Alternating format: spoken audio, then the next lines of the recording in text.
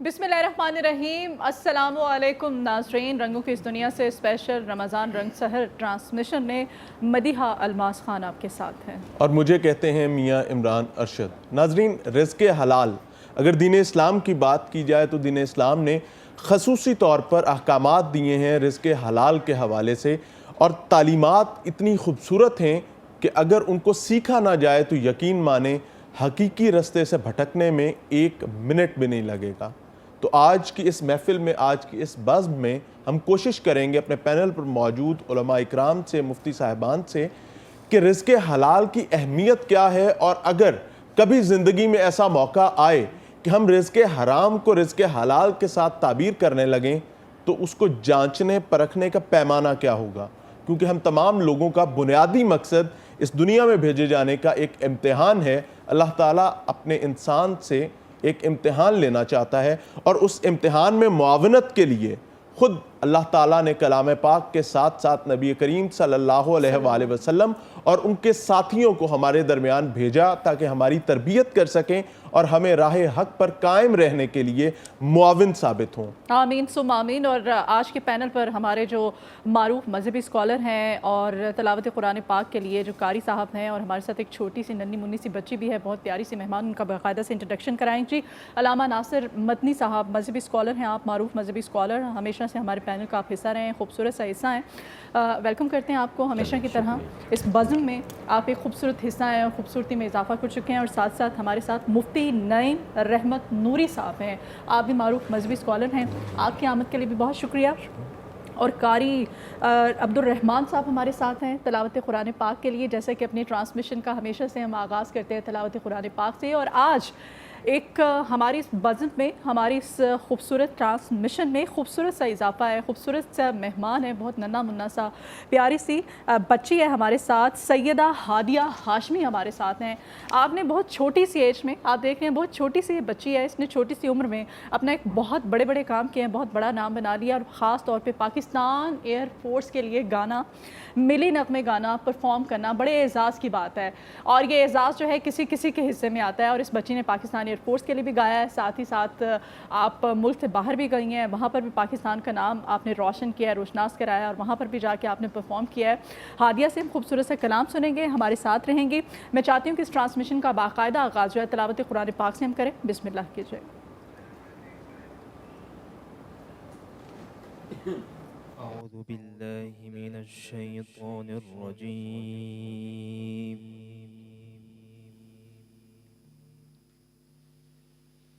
بسم الله الرحمن الرحيم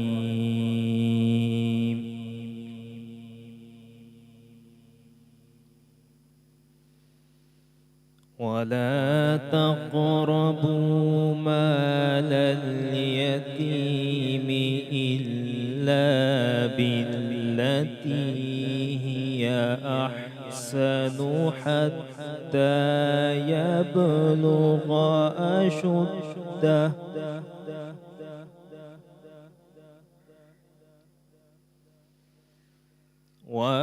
وأوفوا بالعهد إن العهد كان مسؤولا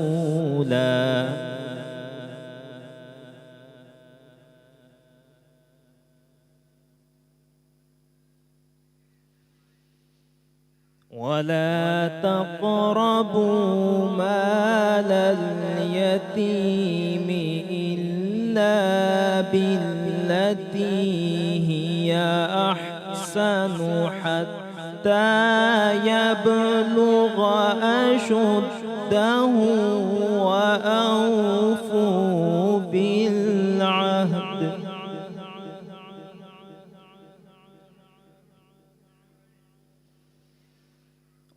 وأوفوا بالعهد إن العهد كان مسؤولا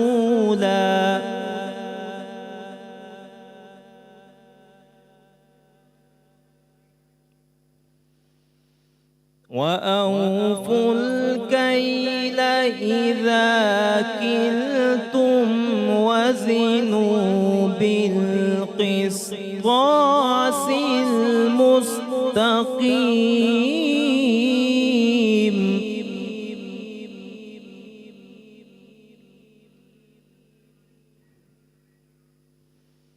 ذلك خير وأحسن تأويلا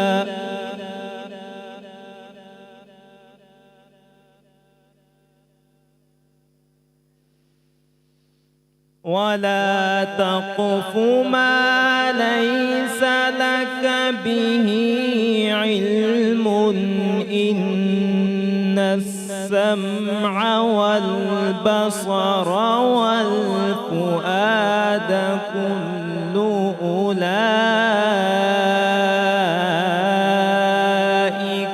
كان عنه مسؤولا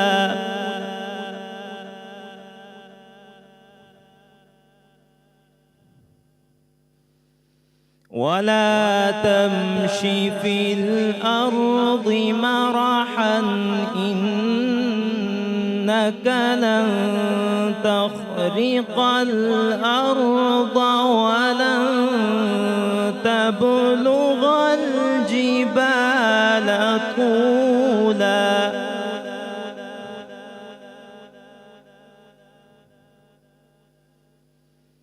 كل ذلك كان سيئه عند ربك مكروها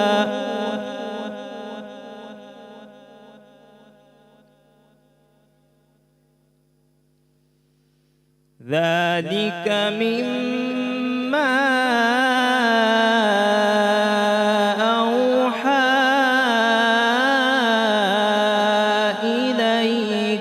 ربك من الحكمة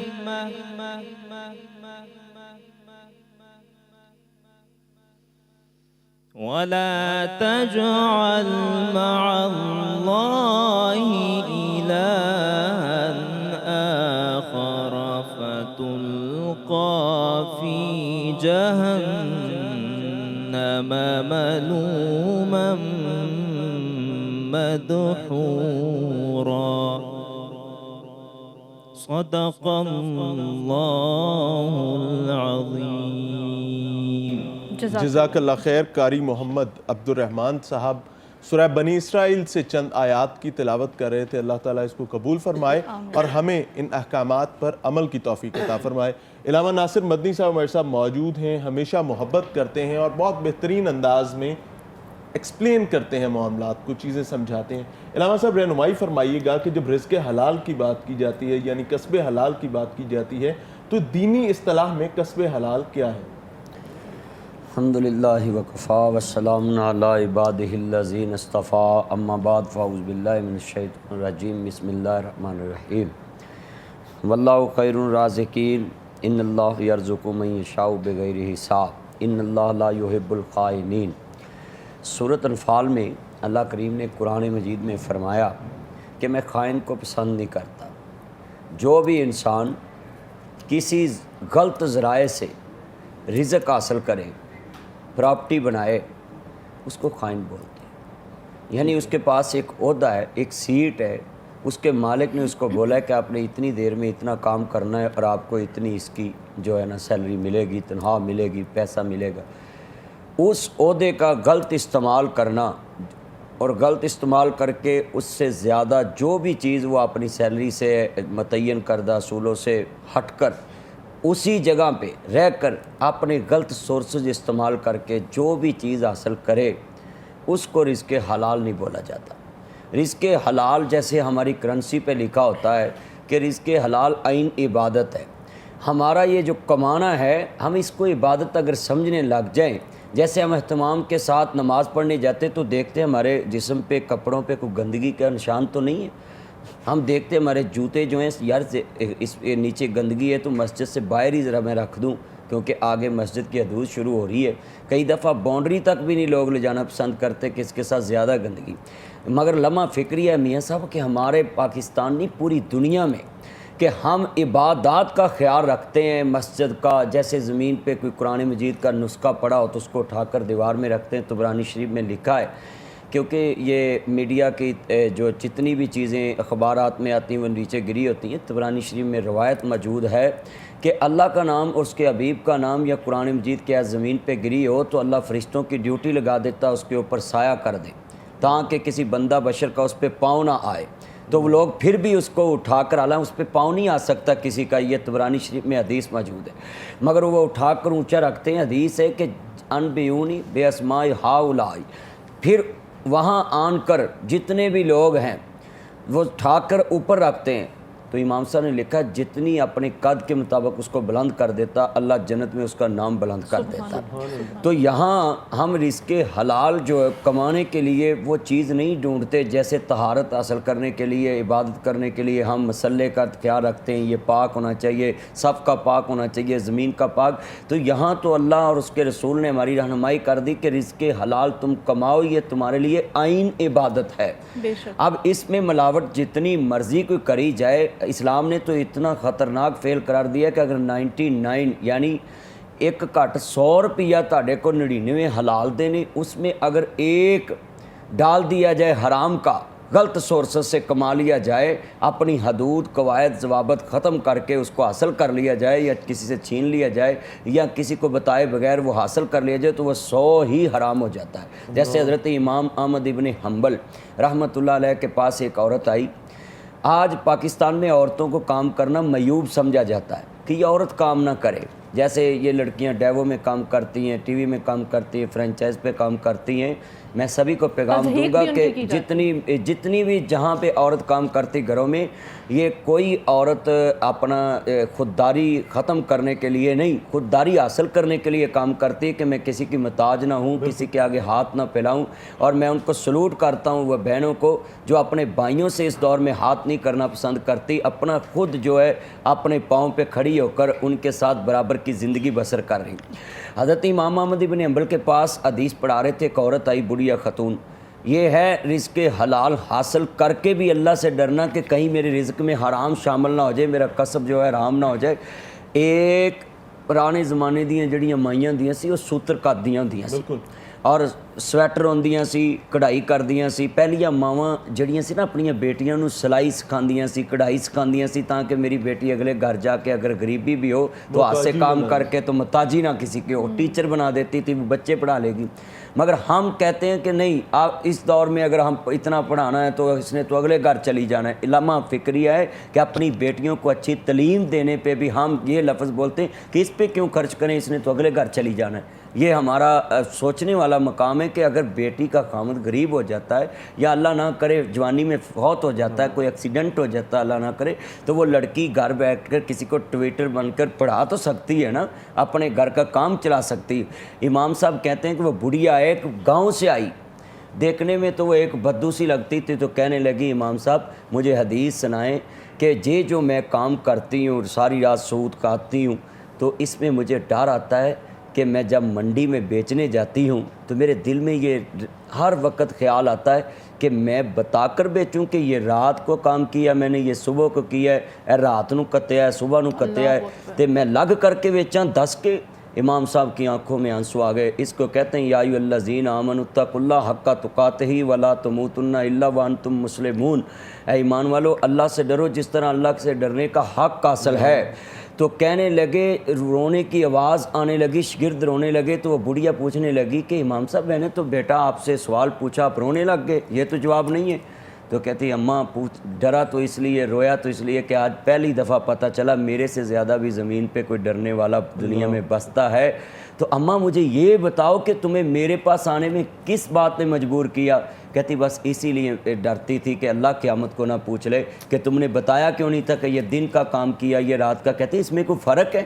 کہتی ہاں فرق ہے کہ رات کو جو میں سود کھاتی ہوں نا، وہ سوتر میں اتنی صفائی نہیں ہوتی کیونکہ میں دیے کی روشنی میں وہ کام کرتی ہوں، اور جو صبح کام کرتی ہوں، جو میں سوتر بناتی ہوں، اس سود کی صفائی اتنی ہوتی ہے کہ اس میں کوئی رکھنا نہیں ہوتا، کوئی جناب جہاں سے کوئی ڈیمیج نہیں ہوتا، اور ہاں جی، اور اتنا پھونک پھونک کے رزق کمانے والی ہو کہ ساری رات کا ہاتھ گمایا ہے، چرخا کتیا ہے، اور اتنا ڈر دی کہ کہندی مینوں ڈر سی وَامْتَازُ الْيَوْمَ أَيُّهَا الْمُجْرِمُونَ، کہیں اللہ قیامت کو مجھے ان لوگوں میں نہ کھڑا کر دے کہ جو حرام ذرائع سے مال کماتے ہیں۔ تو امام صاحب کہتے ہیں اماں میں آج تم کو گارنٹی دیتا ہوں لوگوں کو ایک جنت ملے گی، وَلِمَنْ خَافَ مَقَامَ رَبِّهِ جَنَّتَانِ، سورۃ الرحمن میں اللہ نے فرمایا جو مجھ سے ڈرتا ہے میں اس کو دو جنتیں عطا فرماؤں۔ اللہ اکبر، سبحان اللہ، اتنے جامع انداز سے آپ نے سمجھایا ہمیشہ کی طرح سے۔ مفتی صاحب ہمارے ساتھ ہیں، مفتی صاحب سے بھی جانتے ہیں، لیکن اس سے پہلے کہا جاتا ہے کہ رزق جو ہے وہ انسان کو اس طرح سے تلاش کرتا ہے جیسے موت برحق ہے، موت مرنے والے کو تلاش کرتی ہے۔ مقدر میں رزق جو ہے وہ لکھ دیا گیا ہے، اب یہ تعین ہم نے کرنا ہے کہ ہم نے اس رزق کی تلاش جو ہے وہ جائز طریقے سے کرنی ہے، حلال طریقے سے کرنی ہے، پھر حرام طریقے سے کرنی ہے، کیونکہ رزق وہی ہے جو ہمیں ملنا ہی ملنا ہے۔ اب ہم حلال طریقے سے بھی کما سکتے ہیں اس کو اور حرام طریقے سے بھی کما سکتے ہیں۔ یہ تعین کرنے میں ہم آج کل کا جو انسان ہے اس قدر دولت اور مال و زر کے حرص میں، لالچ میں کیوں مبتلا ہو گیا؟ ہم بھول چکے ہیں حلال اور حرام کی تمیز۔ کیا کہیں گے؟ بسم اللہ الرحمن الرحیم۔ سب سے پہلے تو یہ ایک ٹاپک ماشاءاللہ بڑا وسیع موضوع طلب، یہ جو ٹاپک بڑی وسیع گفتگو اس پہ ہونی چاہیے، لیکن چلیں آپ کی طرف سے ایک بہت بڑا حصہ ہے۔ پچھلے دفعہ بھی میاں صاحب کے ساتھ ہی اس ٹاپک پہ بات ہوئی تھی۔ یاد رکھیے گا میں یہ وضاحت کرنا چاہتا ہوں رزق کس کو کہتے ہیں۔ میری بہن اور میاں صاحب، رزق صرف کھانے پینے کا نام نہیں ہے، رزق صرف دولت کو اکٹھے کرنے کا نام نہیں ہے۔ نجائز ذریعے سے عزت کمائے تو وہ بھی حرام ہے۔ اللہ آگے چلیے گا ذرا۔ اب رزق کس کو کہتے ہیں؟ علامہ راغب اصفہانی رحمۃ اللہ تعالیٰ، جو لغت کے لوگ جو ہے نا، علم الادب کے جو لوگ ہیں، یعنی گرامر اور زبان کے جو لوگ ہیں، اس کی یہ تشریح کرتے ہیں ہر وہ چیز جس سے آپ نفع اٹھائیں اس کو رزق کہتے ہیں۔ صحیح۔ آگے جو آپ نے سوال کیا کہ تعین کیسے کرنا ہے ہم، دیکھیے قرآن ایک ایسا ضابطہ حیات ہے جس نے 1450 سال سے صرف مسلمانوں کو ہی نہیں، ہدی للناس، پوری دنیا کے لوگوں کو بلا امتیاز ہدایت کی راہ دکھائی۔ ہدایت کا میں ذرا وضاحت عرض کرنا چاہوں گا میاں صاحب، چونکہ آپ سارے باذوق لوگ ہیں، مدنی صاحب بھی چھوٹے بھائیوں کی طرح ہیں، ان کی خدمت بھی کچھ نظر کر دیتے ہیں۔ ہدایت عربی زبان کا لفظ ہے، اس کو شرح تہذیب میں 2 لفظ اس کے لیے مستعمل ہوتے ہیں۔ ہدایت کا ایک مطلب ہوتا ہے رستے پہ چلنا، ٹھیک ہے جی، اور دوسرا ہے ایصال الی المطلوب، ارات الطریق ایصال الی المطلوب۔ آپ کو مجھے آپ نے، یہ میاں صاحب نے پوچھا جی فلاں جگہ پہ ہم نے جانا، میپ نکلے گا، یہ نیویگیشن نکلے گی جی، وہ آپ کو وہاں پہنچا دے گی۔ صحیح۔ اور ایک کما حق وہ جو ہدایت ہوتی ہے نا، وہ یہ ہے کہ میں آپ کے ساتھ بیٹھوں، چلے میں آپ کو پہنچا کے آتا ہوں۔ قرآن کریم نے ہر مانگنے والے کو ہر طرح سے ہدایت دی ہے۔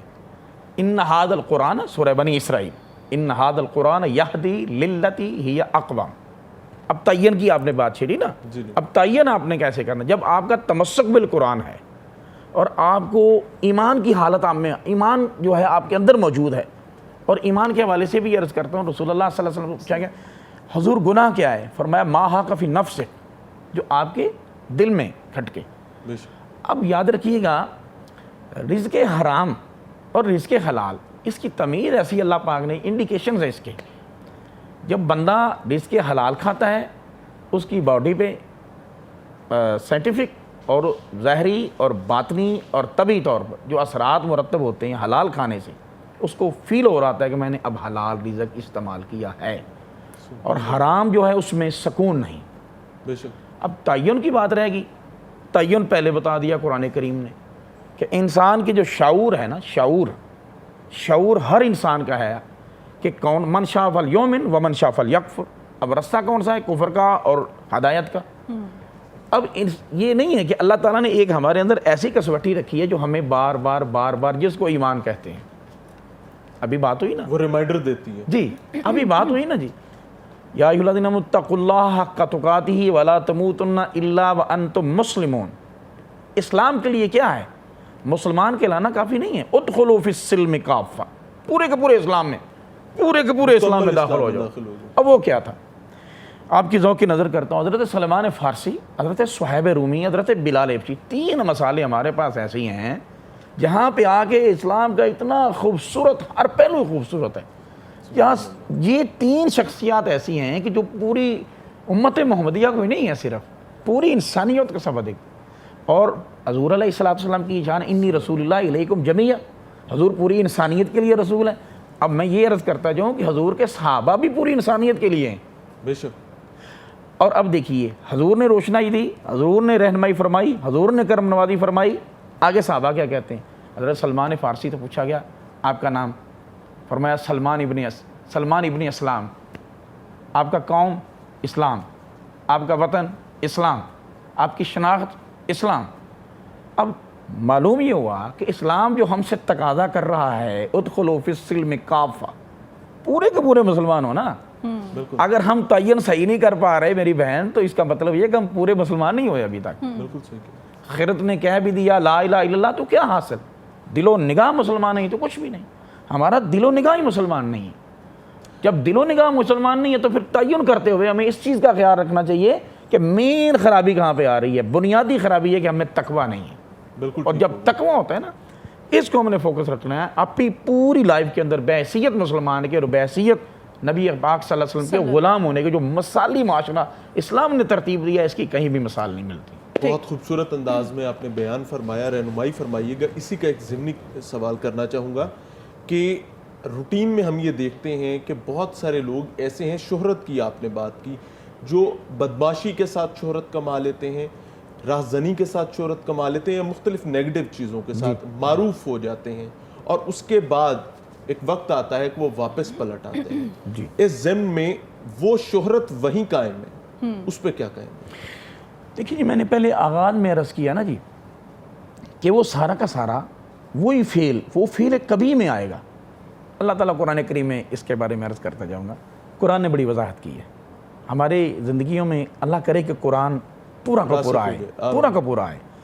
نہ قرآن سمجھتے ہیں نہ سنتے ہیں. اور ہمارا سب سے بڑا المیہ یہ ہے، اتنا خوبصورت معاشرہ، اتنا خوبصورت معاشرہ رسول اللہ صلی اللہ علیہ وسلم نے جس کی ترتیب دی، جس کو بنایا.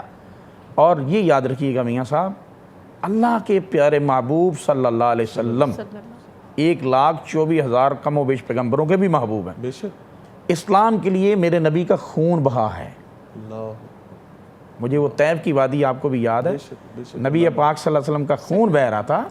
یا اللہ یہ مجھے نہیں جانتے، آپ میری عظمت کو جانتے ہیں، آپ میری شان کو جانتے ہیں، ان کو معاف فرما دیں. اب اسی بات پہ آتے ہیں. وہ جو طریقہ اختیار کیا، العزت للہ، اب جو شہرت یا عزت جو ہے نا، اللہ کی طرف سے ہوتی ہے.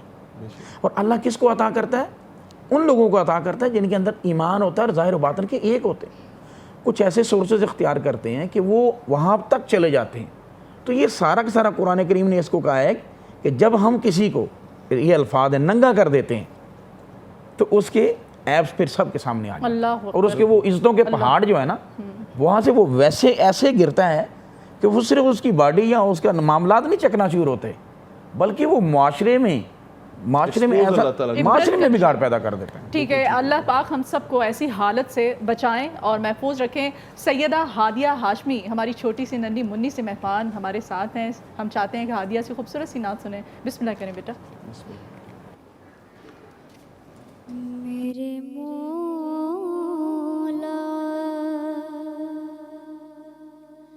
کرم ہو کرم،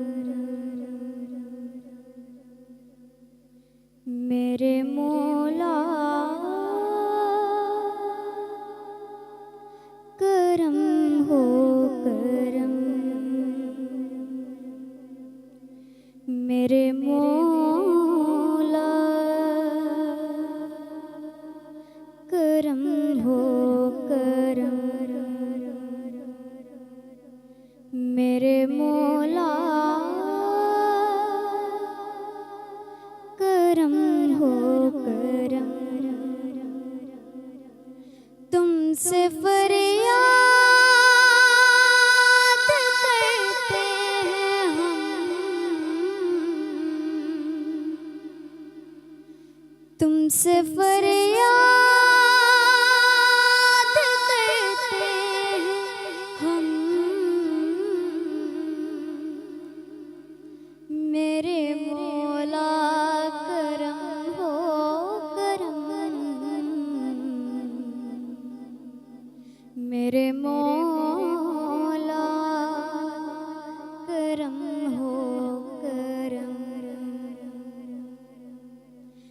میرے مولا کرم ہو کرم، یہ زمین اور یہ آسمان تیرے قبضے میں ہے دو جہاں، سب پہ تو ہی تو ہے مہربان، ہم تیرے در سے جائیں کہاں، تو ہی سنتا ہے سب کی صدا، تو ہی رکھتا ہے سب کا بھرم، میرے مولا کرم ہو کرم، میرے مولا کرم ہو کرم،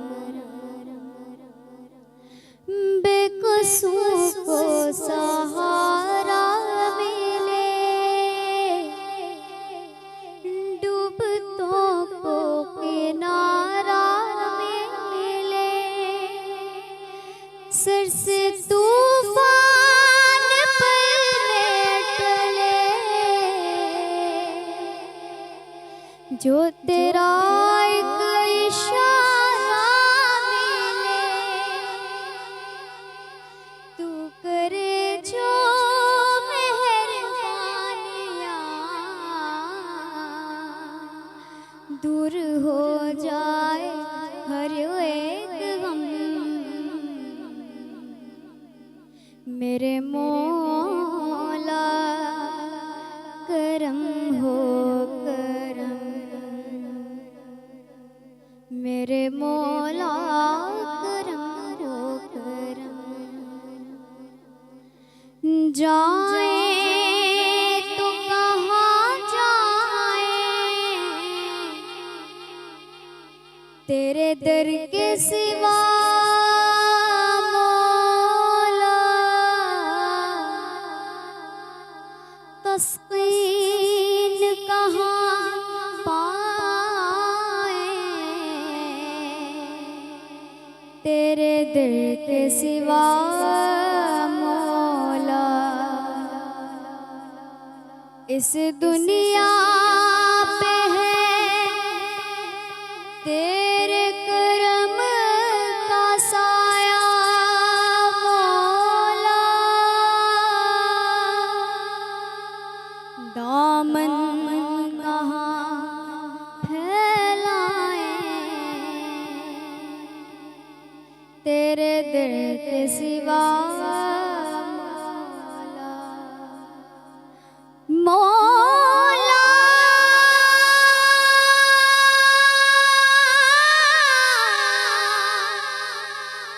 مولا